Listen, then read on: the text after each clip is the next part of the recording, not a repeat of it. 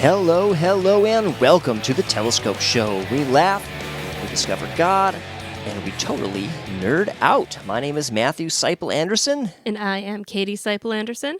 Thanks so much for joining us. It's another fabulous edition of the show. Today is kind of a Frankenstein episode because we're talking about all the upcoming summer goodness in the sci-fi fantasy world. You might not want to oversell it, and not all of it. We're talking about the movies and shows we're personally excited for. There we go.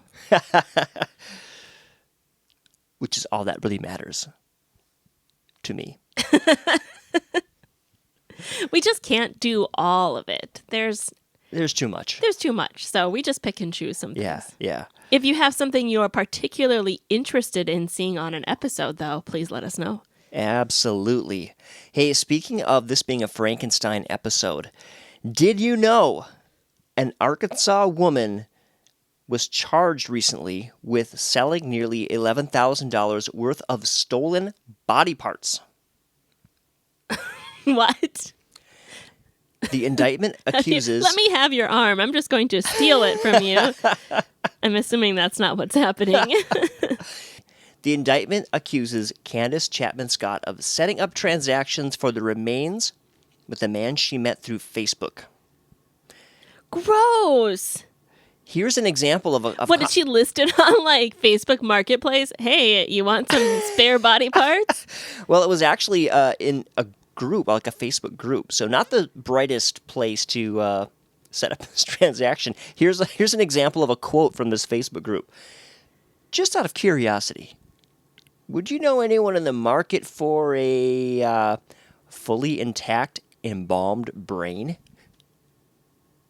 And people are like, yes, yeah, I do. Apparently. I do know somebody. So do you want to know how she did this?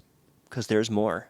Oh, man. I don't know if I want to know how she did it, but I am curious. So I was curious, too, so I continued reading the story. So this lady worked at Arkansas Central Mortuary Services, where she transported cremated and preserved remains. So she's an expert when it comes to dead stuff, dead bodies.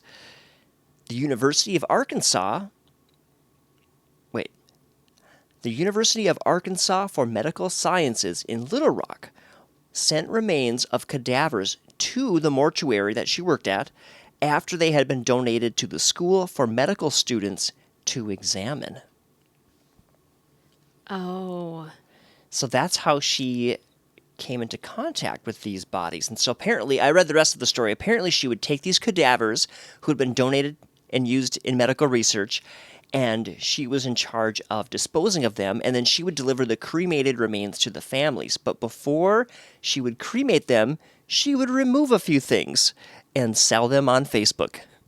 Can you imagine her, like, sitting there being like, all right, I need to earn some extra money.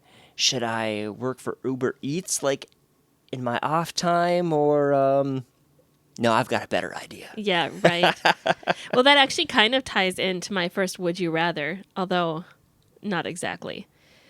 If aliens were to make first contact, would you rather them to be robotic or organic? I would say I would rather them be organic. Okay. Because I think it's a lot easier to pull the trigger when you're not personally in danger. So if aliens sent down robots, it'd be like sending a drone on a drone strike or something. Yeah, that's a good point. But if they're there in the flesh, maybe we'll all be a little more cautious. That's true, but then you couldn't have the storyline when the one person goes and finds the ship that's controlling all the robots and just hits the off button. That's that storyline wouldn't be there. And they might bring some exotic disease to our planet, so there's always that. Yeah, like a reverse War of the Worlds kind of thing. Yeah, that could happen.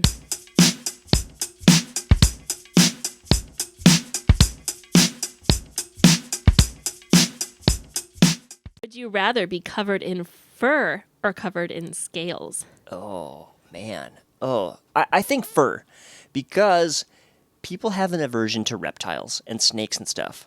They definitely I think do. if I was all fuzzy, it would still be kind of gross, but people would be like, oh, cute, and it's kind of like fuzzy and nice. Yeah.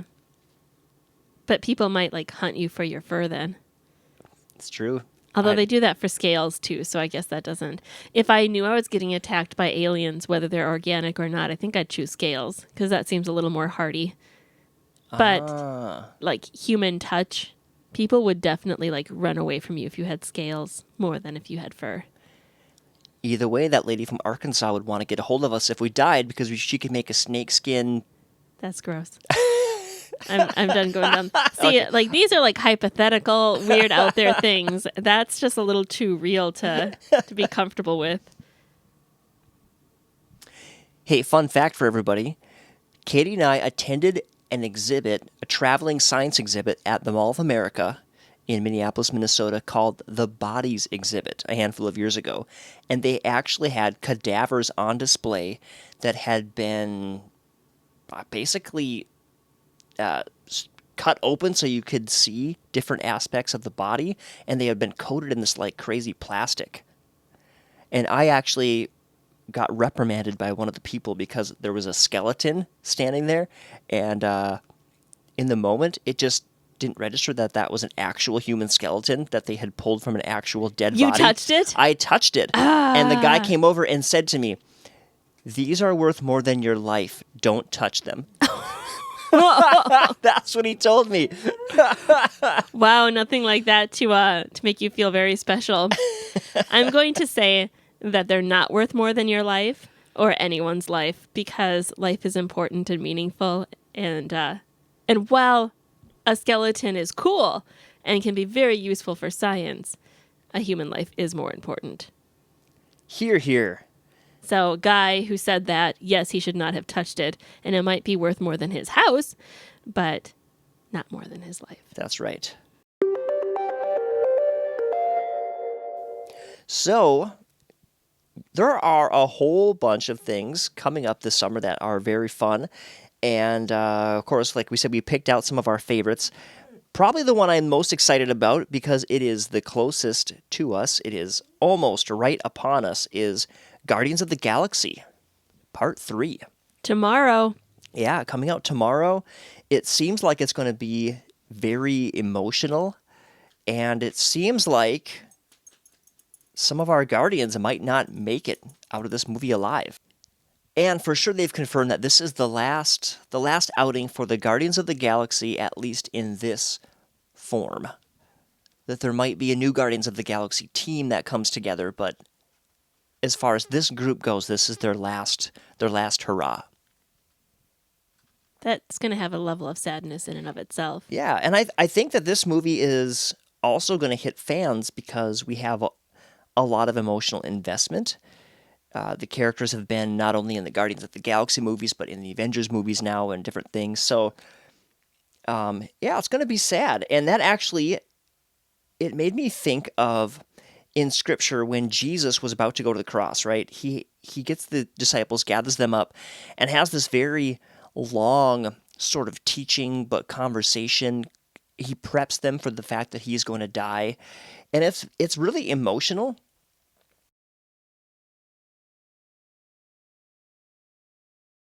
And lament, but the world will rejoice, and you will be sorrowful, but your sorrow will be turned into joy. And I thought that was it's a really cool verse because Jesus is predicting the resurrection, and that's one of the greatest things that turned the hearts of the disciples to really see Jesus as more than just a teacher, and to see him as God and the Lord, and to see his death as this sacrificial thing that makes people right in the eyes of God.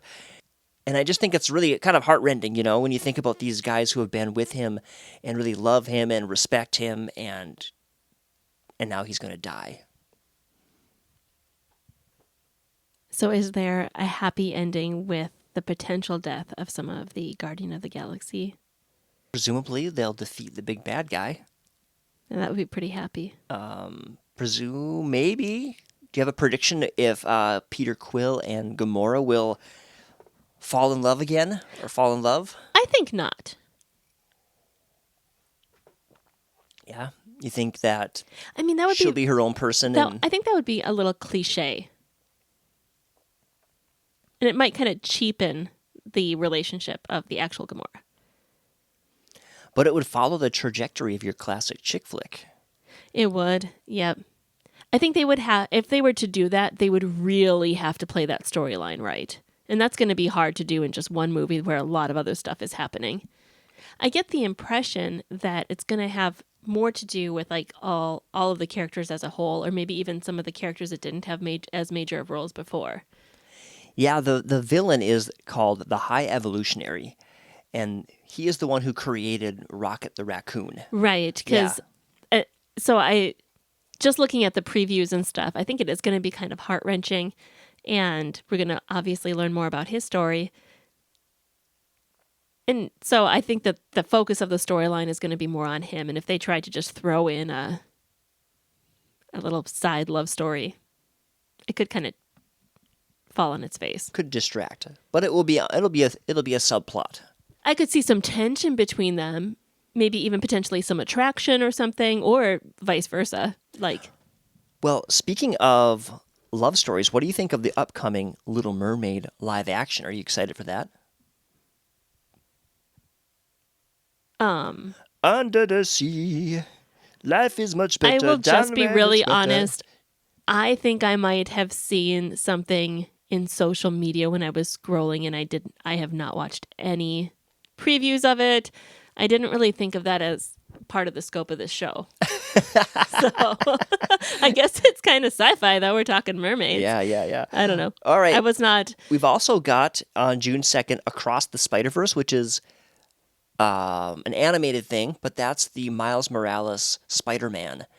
And the first installment of that won a bunch of awards, and they made a reference to him in one of the live-action Spider-Man movies. So there is a chance that at some point we'll get live-action Miles Morales. That would be pretty cool. So people are excited for that. I'm excited for that. Also, the other one that we watched is The Flash. Those trailers have been hitting, and people are actually getting excited about something in the DC world because the Flash trailer looks pretty cool.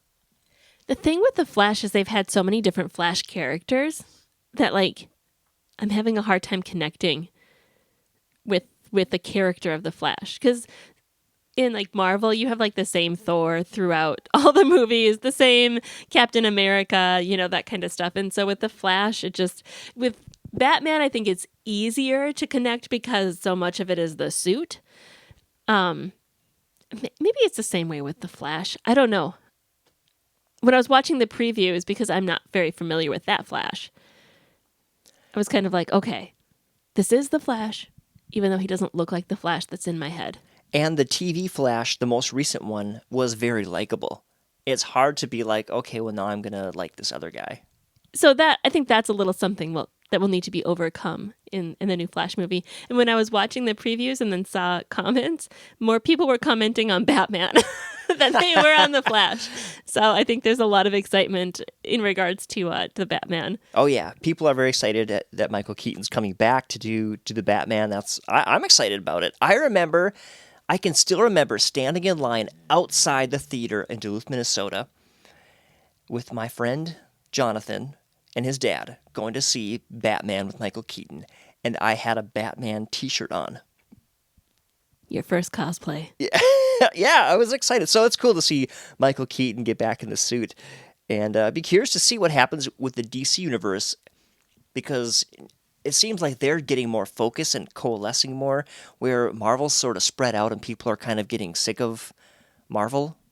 At least some people who have been there since the beginning are now kind of like, there's just so much. There's so much. Yeah, I'm wondering, I guess if I were to have kind of a bold prediction, I would say we're going to see more excitement around the DC universe as they're finally trying to kind of pull pieces together and have more cohesion, where before they were kind of all over the place. And Marvel has already done that. And so it's going to be hard for them to continue to have the same momentum now when they've kind of already played out the storylines pretty significantly. Now they're getting so complicated that it's hard to keep track of everything. Well, August 18th, there's another DC movie called Blue Beetle. I watched a trailer for that one. That one looked aimed at a younger audience to me, but Marvel's doing the same thing, trying to bring in a younger audience into their viewership. Which definitely makes sense. You have to have the long-term vision. Absolutely. One more movie to throw out there. Indiana Jones and the Dial of Destiny. Harrison Ford's like 80. He's super old. And apparently he finally, in this movie, passes the mantle to someone who could maybe do more of these kind of movies. And So he's in this movie passing the mantle to someone else. yeah, but That's he's kind of a cool way of doing it, yeah. rather than just trying to bring a young person back and being like, because Harrison Ford as a character is such an iconic character. Oh yeah. Anyone coming in that wasn't specifically passed off by him would have a really uphill battle. Something that people are curious about and have been talking about in regards to this movie is the movie features lengthy scenes of a de-aged Harrison Ford. Oh, weird. So they're doing some flashback scenes, probably to set up some backstory. And so there's a lot of digitally de-aged Harrison Ford.